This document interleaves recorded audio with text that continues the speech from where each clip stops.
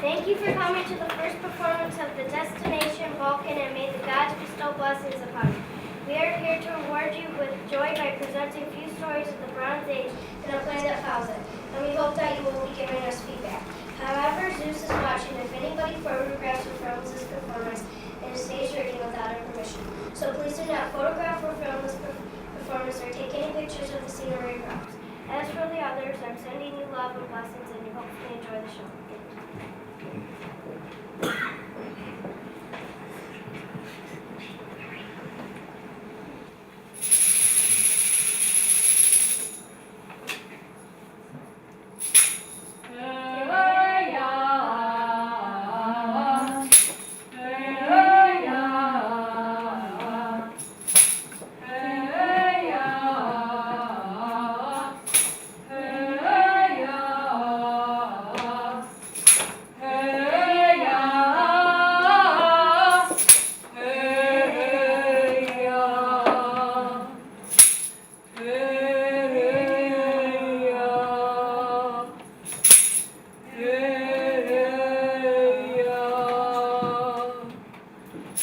Gaia, mother of all, I sing, oldest of gods, firm of foundation, who feeds all creatures living on earth, as many as move on the radiant land, and swim in the sea, and fly through the air. All things does she feed with her bounty. Mistress, from you come our fine children and bountiful harvest. Yours is the power to give mortals life and to take it away. Happy is he upon whom your glance falls with favor, finding him worthy. To him come all things in abundance. His life-giving acres of corn, land, and harvest are heavenly laden. Cattle abound in his pastures. His house is filled with good things. Such ruling order, O city of beautiful women, great happiness attended upon them, and wealth. Their sons overflowing in youthful high spirits exult, and their maidenly daughters in flowery bands, happily playing, skip through the delicate blossoms that blow in the meadows.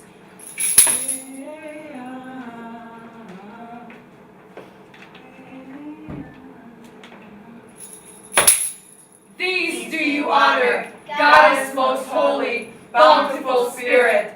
Hail to you, Mother of gods, wife of starry Uranus. Graciously grant, for my song means the life I desire. But I will remember you in another song too.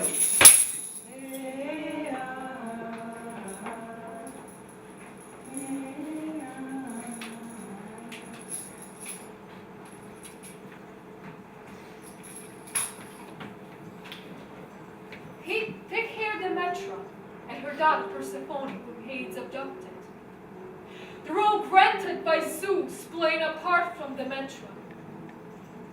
Persephone and her friends gather flowers in the grassy meadow, and by the will of Zeus, Gaia sent for bait for the flower-like girl. Amala was to see for all gods and mortals. Out of its root grew 100 miraculous blossoms. Persephone, in astonishment, reached out with her eager hands to take a lovely new toy. But earth of broad highways gaped wide, and out of its cleft Hades rushed driving his immortal horses. He snatched her off unwillingly and carried her off in his chariot of gold, the girl shrieking and in shrill voice crying out. But no one of the gods or mortals heard her voice, no one but Hecate, daughter of Perseus, and Helios, Lord shining in splendor. Sharp pain stabbed the heart of Demetra. She sped like an eagle in flight over dry land and water in search of her child. But no one of the gods or mortals dared to tell her the truth.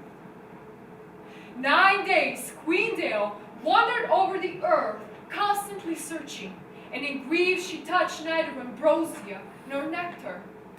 But on the 10th day, Hecate came upon her. Noble Demetra, mistress of the fruits in their season, who of the heavenly gods of the mortals carried Persephone off and brought grief to your heart?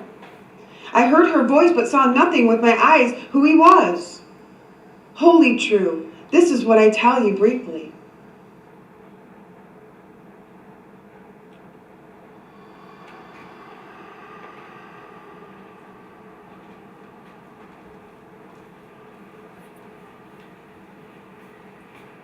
Helios, pity me now, a goddess, if I have ever truly melted your heart and soul.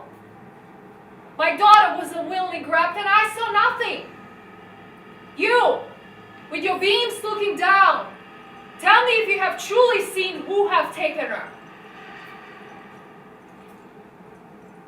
Daughter of Rhea, my dear sister, no one has ever been more guilty than Zeus. He gave her to Hades to be his wife. Now, leave off lamenting. There is no need to nurse this terrible anger. A worthy son of lies Hades brought her to you.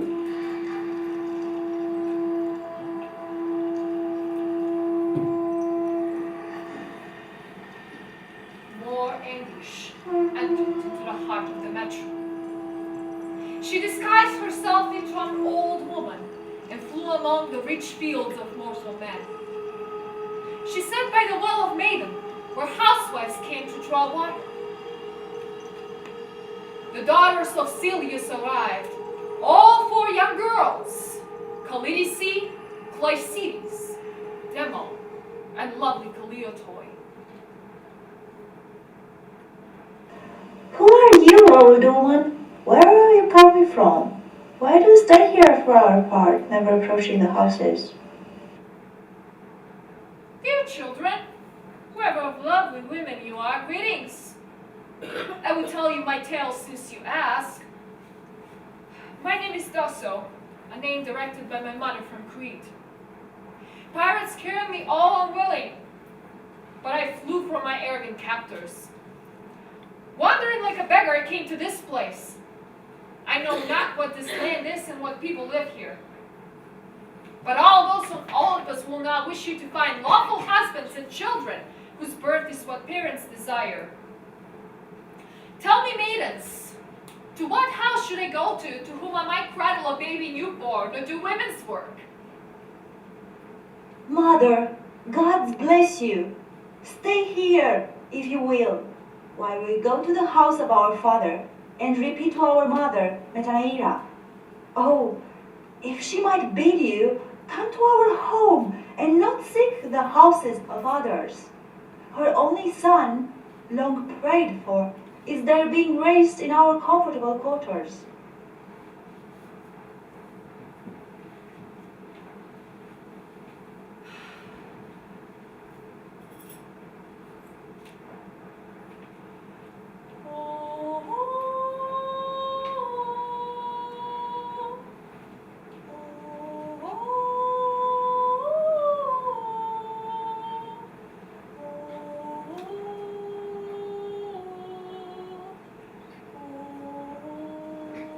Greetings, my lady, for well I can see your birth is noble, beauty and majesty as if of kinds who administer right. Now you have come here, I will do for you all in my power.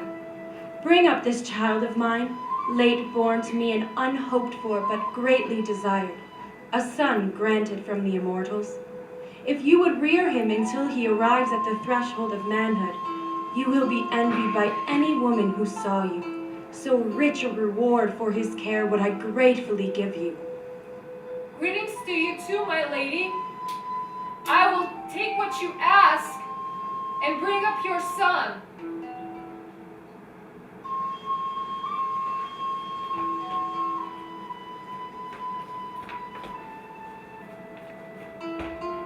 So speaking, Demetra took the child with her immortal arms to her sweet-smelling breast. Daily she anointed the boy with ambrosia, as if he was God-born. And by night, she buried him like a deep brand into the heart of the fire. Great wonder was to see how he grew, for it was like meeting the gods face to face. She would have freed the boy from old age, if one night Metaneira didn't look from her sweet-scented chamber. My baby, Demophoon, the strange woman buries you deep in the fire and ordains me wailing in funeral sorrows. Ignorant creatures and mortals, and foolishly thoughtless, and you have done an irreparable damage. I would have freed your son from old age and made him immortal, but now he can't escape the death in the fates. Yet he will deem in undying honor because he lay on my knees and slept cradled in my arms. I am Demetra, held in high honor, helpful to gods and mortals alike, and bringer of joy. But come, let all people grieve, build me a great temple under the towering hill above Kalikoros, up on that hill that juts out. I myself will teach you of my rites, and in their holy observance you may appropriate.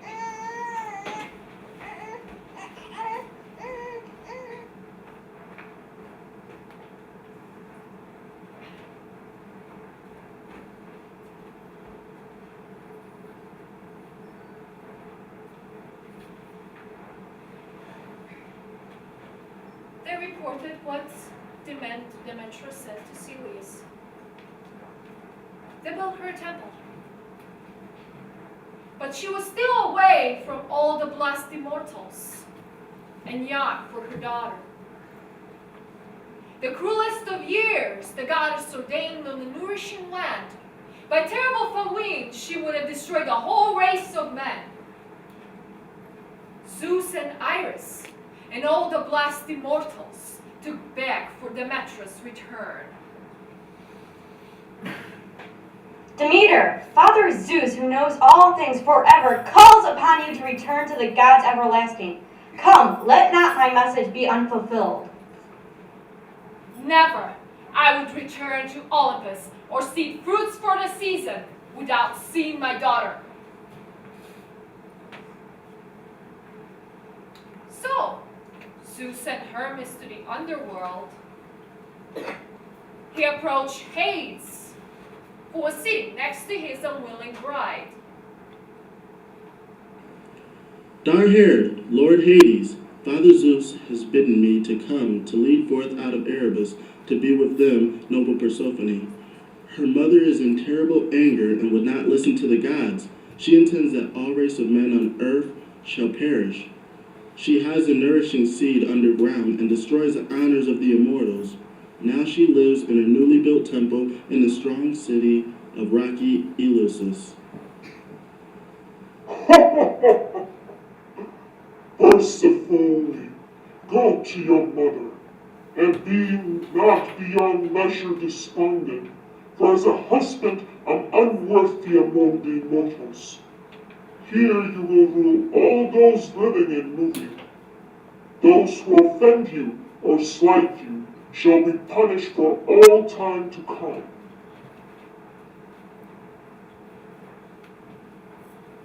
Persephone jumped all joyous, but he thought to himself to give her a sweet red pomegranate to eat.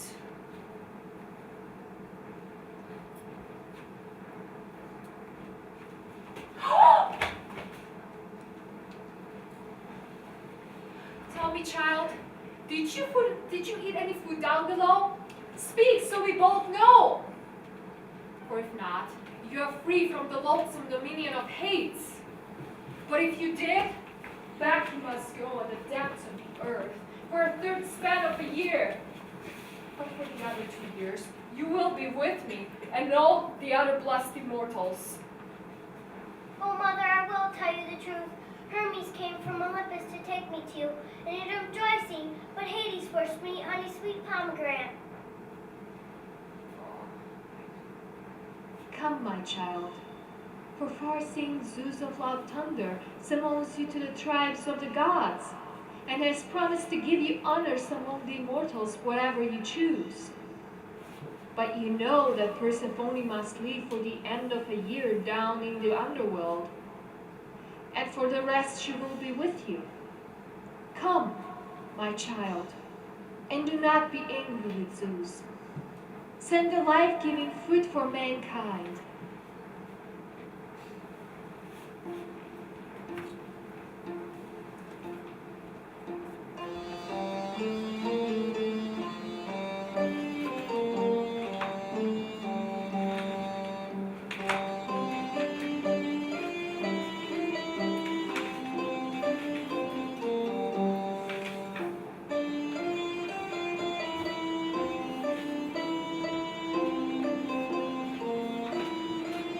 Come, great queen of Eleusis, fragrant with incest, sea-gargled Paros, glorious Dale, mistress of fruits in their season, of the bright gifts of the bestower.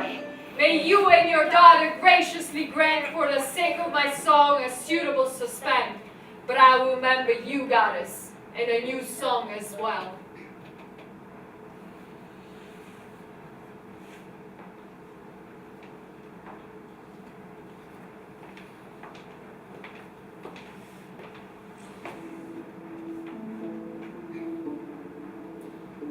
Begin. Muse, Calliope, daughter of Zeus, once more to sing of Helios, brilliantly shining, who velvet-eyed Euryphiassa bore to the son of Gaia and starry Uranus.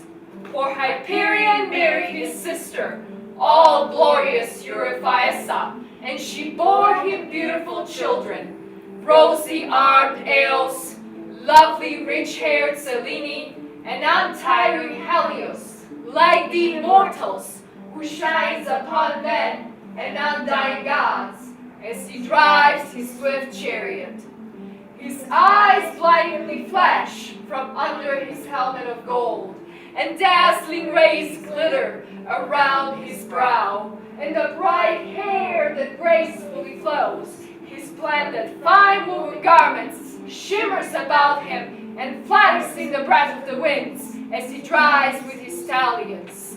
There, at the highest summit of heaven, waiting for the moment to drive back again, more than mortals, through heaven to an ocean. Hail, Lord, and graciously grant me a suitable living. With you I begin, and now I'll extol the race of earth-born men, blessed with speech, demigods, whose deeds the heavenly muses have made known to mortals. But I'll remember you and another song too.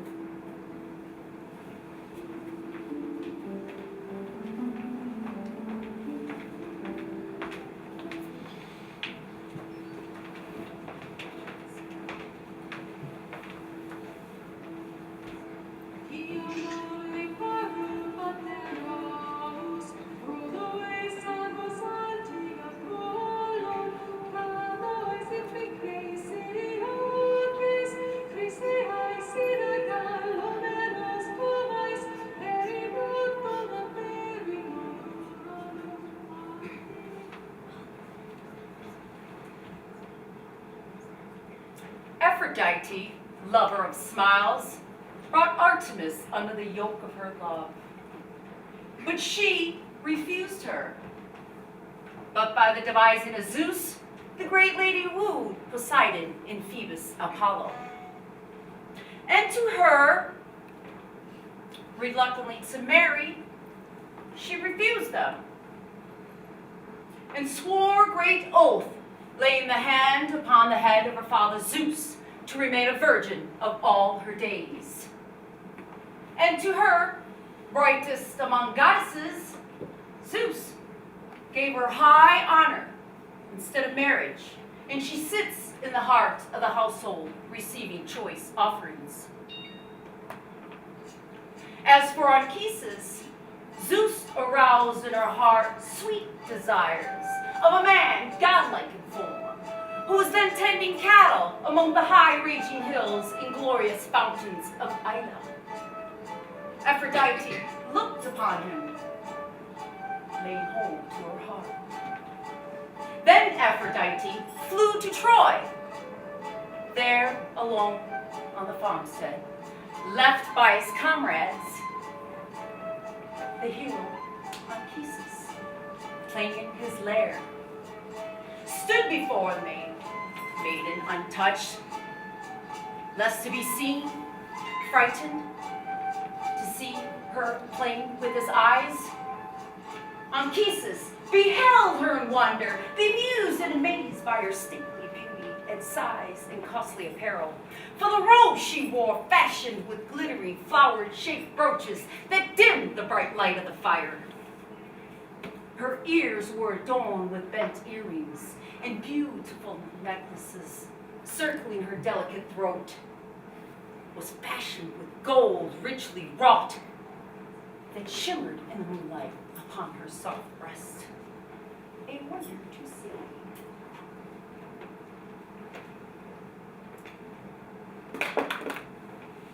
Welcome, Queen, whoever the blessed goddesses you are that come to this house. Or are you one of the goddesses of the companions to all gods?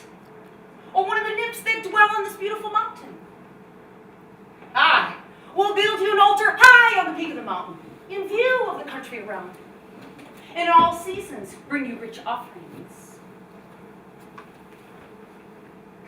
Be that you dispose yourself in your heart towards me. Grant that I be a man of high honor among the Trojans, and father of vigorous children. As for myself, be that I live long and well, seeing the light of the sun, happy lonely people, and prosperous up to the threshold of age.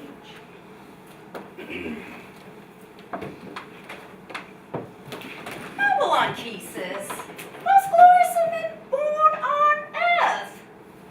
I am no goddess. Why do you think of me a mortal? Certainly I am mortal in the moment the mother that bore me. My father is Otreus. I mean, you know. No doubt you've heard. A Trojan nurse raised me, so your language I know quite well as my own.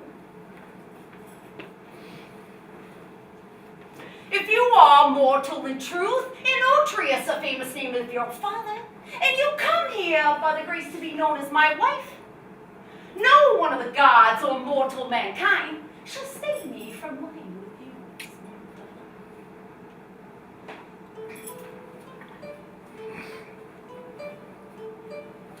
He took her hand, and Aphrodite hesitated, followed him to the comfortable bed. They climbed up onto a well-structured bed, and Anchises first removed all of her shining adornments. Thus, by the will of the gods and the dictates of fate, he, a mortal, all unaware, lay with an immortal goddess.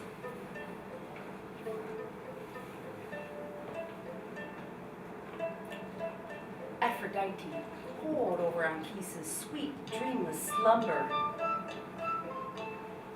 then clothed herself with her beautiful raiment and stood by the bed. Wake up, son of Dardanus! Why do you spend the night sleeping so soundly? Consider now whether I seem the same as before, when your eyes first lay upon me. When my eyes first lay upon you, goddess, I knew you were divine. But you spoke not the truth. And now, clasping your knees, I implore you by Zeus to have mercy upon me for the unlucky man who lies with an immortal goddess.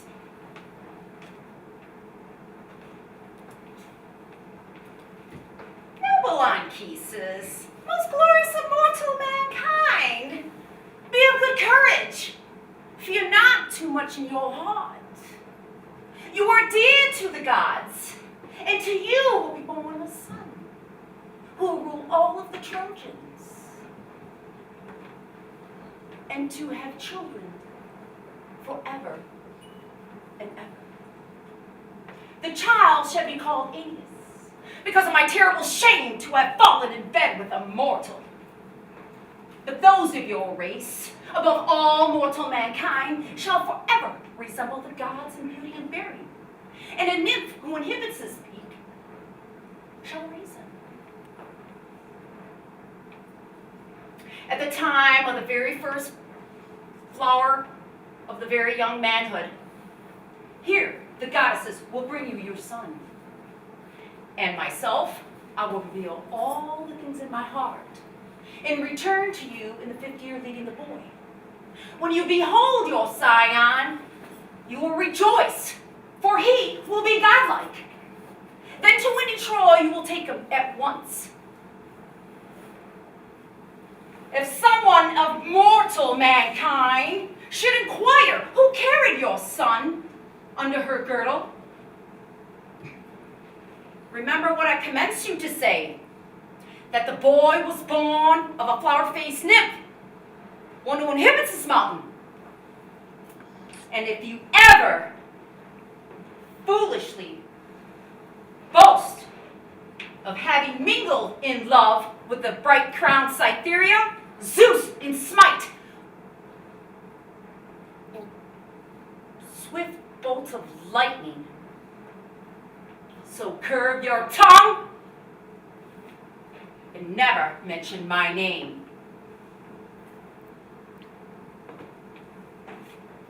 Farewell, goddess. You who guard well-founded Cytherea. With you a hymn I begin and move on to another.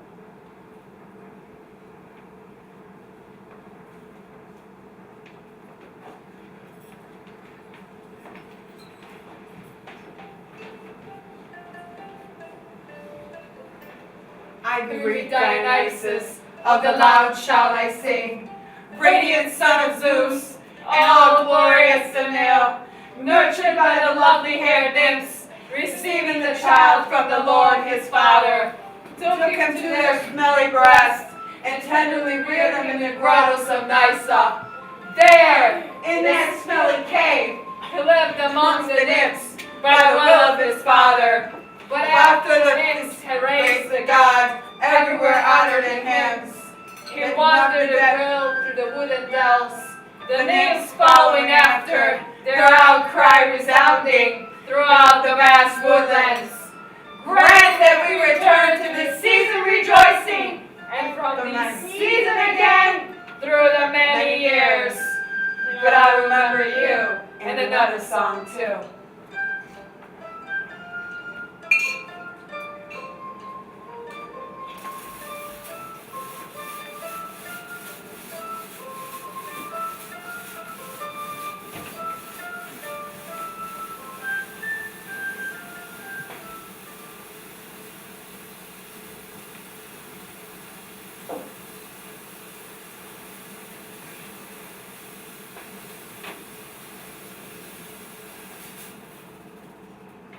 I will always remember you, far-shooting Apollo, before whom the gods in the house of Zeus tremble whenever you come.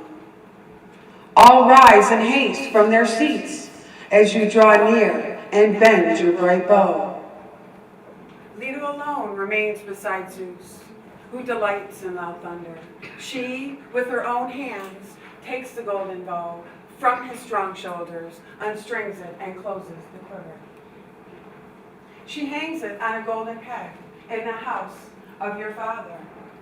He welcomes her, offers her nectar from a goblet of gold. While the other god sits, lovely Leto exults, because she will give birth to a mighty son and bowman. Shall I tell you how Leto bore you? The gods delight you, a joy to mortals. She traveled through all the hills, the tallest peaks of the mountain ranges, all the rivers that flow to the sea, along the ocean, all around the Aegean Sea. Leto traveled pregnant with you, far darter, in search of a land willing to be your home. They all shiver with fear. Not even the richest dare receive you. At last, blessed Leto set foot upon Delos. Would you consent to be the abode of my son Apollo and establish here a rich temple? If you should harbor the temple home, your land will be forever fertile. All men will come bringing hecatombs if you could lend your hand to a stranger.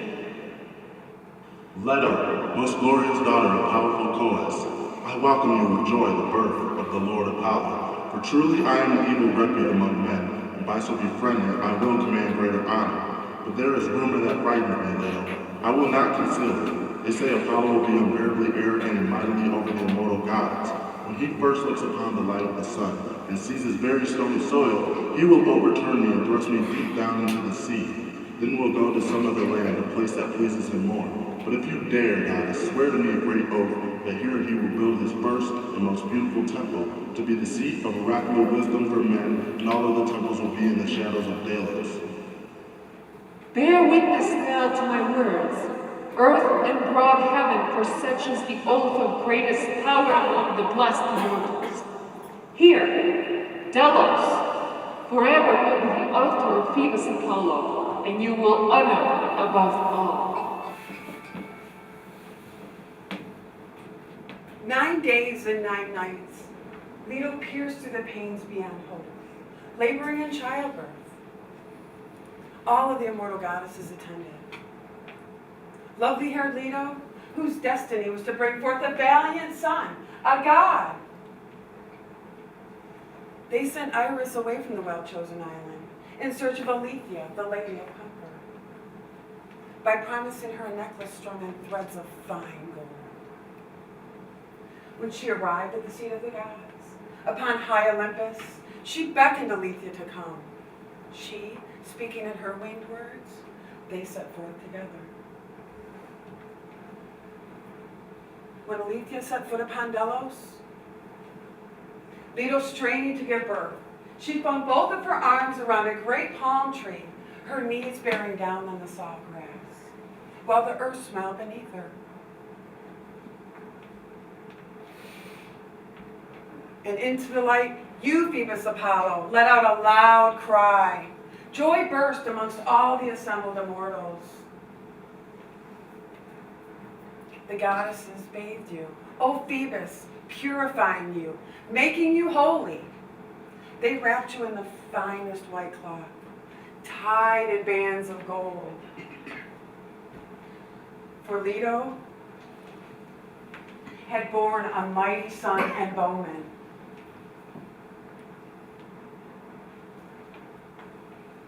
And then when you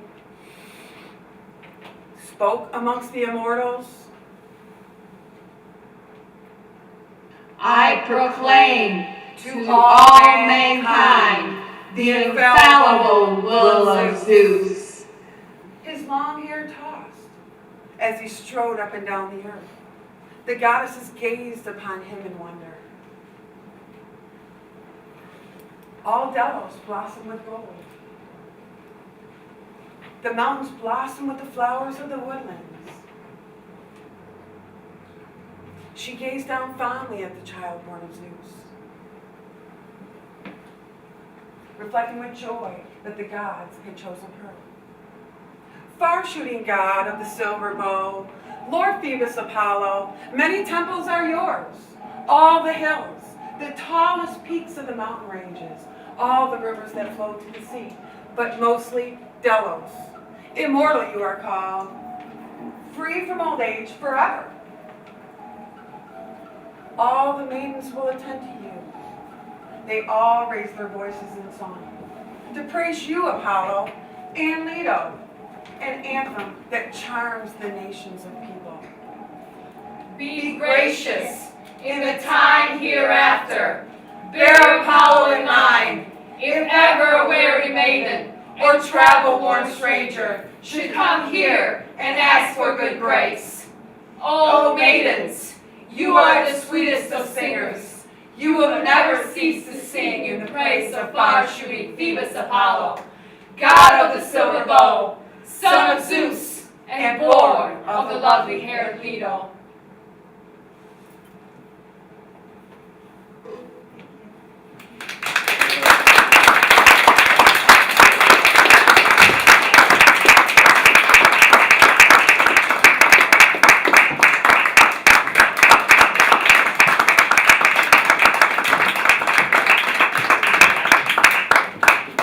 What happened to my smoke machine, man?